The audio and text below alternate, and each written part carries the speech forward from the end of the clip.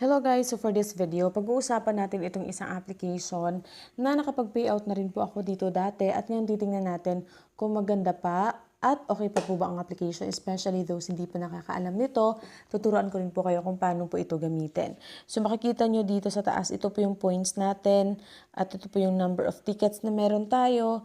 Dito sa baba may redeem, may invite at saka may rate. So dito tayo, of course, sa redeem, makikita natin dito, pwede tayo mag-redeem ng 100 pesos, ayan, for 25,000 coins sa ating GCash. Sa Paymaya naman, pwedeng as low as 12,500 coins, tapos 50 pesos po yan. At pwede din po sa PayPal, 20,000 coins, $2 po yan. So matagal na po ang application na to. Kung makikita nyo po, 2022 pa po ako nakapag-payout dito kasi nga hindi ko na po siya nagamit. So dati meron po itong prepaid load na binibigay. Pwede po tayong payout or makapag-redeem ng load. Pero ngayon tinanggal na po nila. So titingnan po natin, ano. And dito makikita natin yung mga iba't ibang task. And meron din po dito earn points task. Meron din po dito mga surveys. So click nyo lang po yan kung gusto nyo po. For example, itong sa task, click nyo lang yung start. Ayan. And makikita po natin dito kung ano po yung mga dapat natin gawin. Ayan. So hintayin lang natin. So ayan siya, no. So click X lang muna natin. So, dito makikita natin yung mga iba't ibang task. So, piliin nyo lang po yung mga napaka-simple lang na task. Ano, yung mga download lang, ganyan. Or answer one question, ganun. Para makatanggap po tayo ng points. At dito po natin makukuha or makikita yung corresponding points per task. Tapos, dito naman mga surveys. Ayan, kung gusto po ninyo.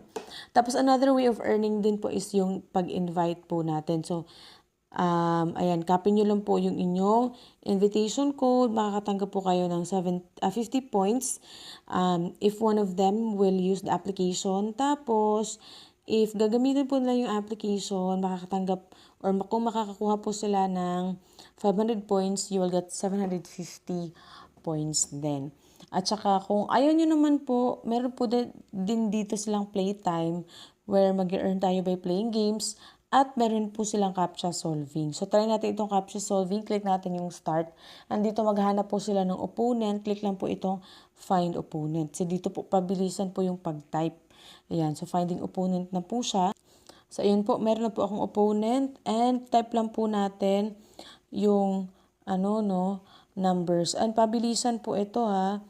Ayan siya. Yan, makikita natin mamaya. Kahit naman po, hindi kayo manalo, meron pa rin po tayong makuhang coins dito.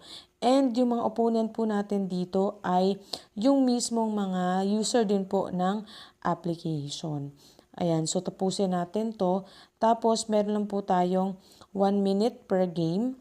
Ayan, so tapusin natin siya. Ayan, 1 minute per game lang po ang binibigay.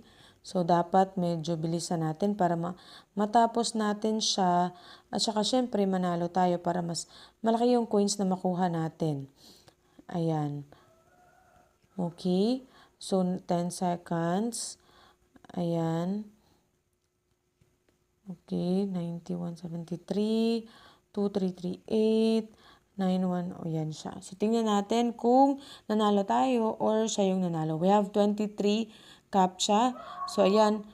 Ayan siya. You lose pa rin kasi yung time, parehas po kami, 23 CAPTCHAs. Pero yung time is 3.88 seconds. Sa kanya, 3.27 seconds lang. So, I got 5 coins. Kung manalo po kayo dito, you will receive 20 coins. Ganyan.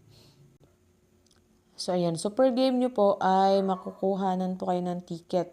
So, if wala na po kayong ticket, very easy lang. You just click the plus sign. Tapos, pwede po kayong mag-watch ng video or may task para makakuha po kayo ng tickets. So, again, if mag-redeem po tayo, click lang natin to. Tapos, enter GCash account lang, GCash number. Tapos, click nyo po kung magkano yung ipi-payout. Or gusto nyo i-redeem dito. So, ayan, napaka-easy lang po ng application. At meron pa pong mga gumagamit nito. Again, matagal na po itong paying. At kung gusto niyo pong i-try sa mga hindi pa po nakatry, may link po dyan sa video description box. Thank you so much for watching po. Have a great day. God bless po sa inyong lahat.